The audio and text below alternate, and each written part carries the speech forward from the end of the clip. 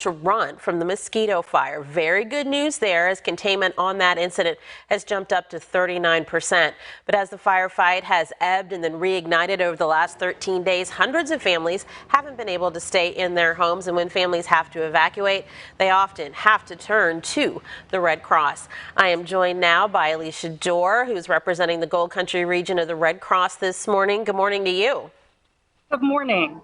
We see you in your vest. We see you tucked into this corner, so we know you're at the shelter and you are working hard. We know from our reporting earlier from our Monica Deanda that some of these evacuees are leaving today. So kind of how are operations shifting this morning?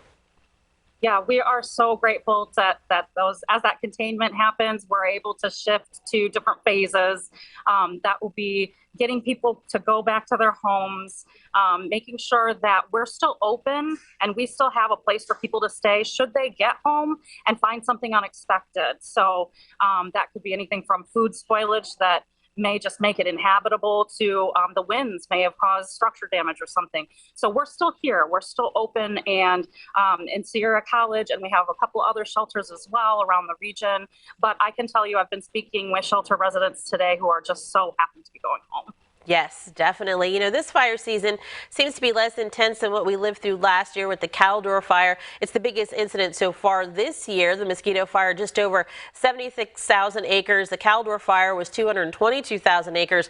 But if you have to leave your home due to the threat of any fire at all, acreage really doesn't matter. It's just very personal to these folks that you are dealing with, isn't it? Absolutely. I mean, our Red Cross partners, as well as us and the volunteers, we're here to help in any case. And that can be even sometimes on the ground in those areas when they do return.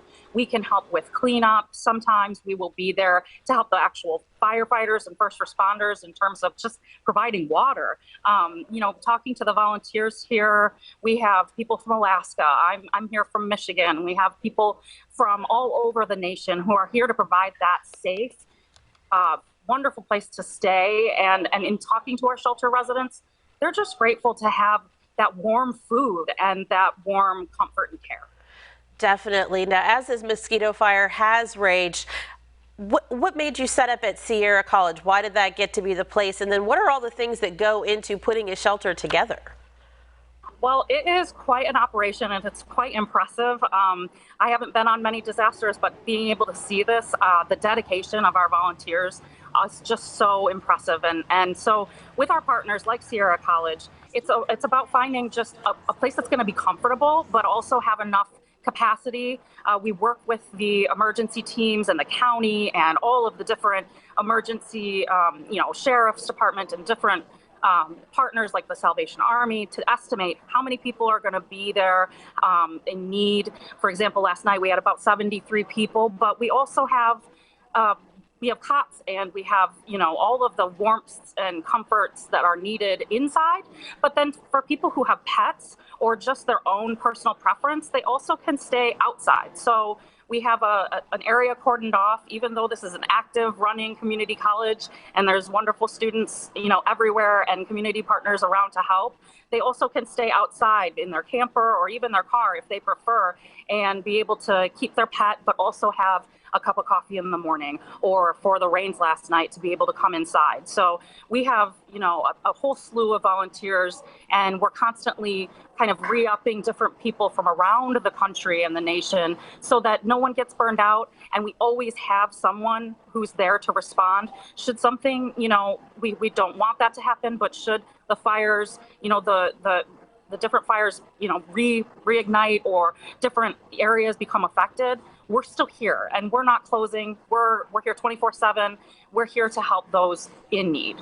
Definitely, we want to emphasize that you are going to be there in case people get to their houses and realize that they're uninhabitable or they just can't deal with the level of damage and staying there right now until they get some other people in to help them. Just quickly before we run out of time, you guys help everybody else. What can people do to help you all right now? Well, I will say the best thing is a financial donation.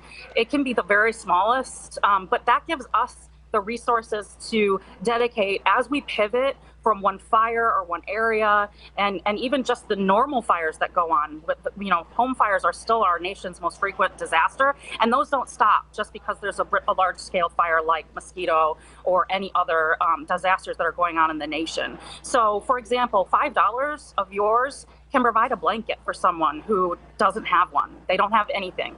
Or $10 can provide a meal.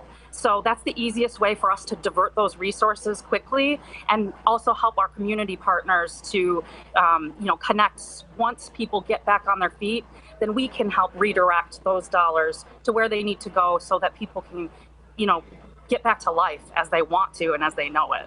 Alrighty, well, thank you so much for being here, Alicia. And we want to say again that you came to us from Michigan. We really appreciate the help. We know everybody there that normally works in the Gold Country region, they get taxed over and over again. So it's nice to see them getting some kind of support, and nice to know you guys are staying on the ground for folks who may still need additional help, even though some of those evacuation orders are being lifted. We really appreciate you. Thanks for joining us today.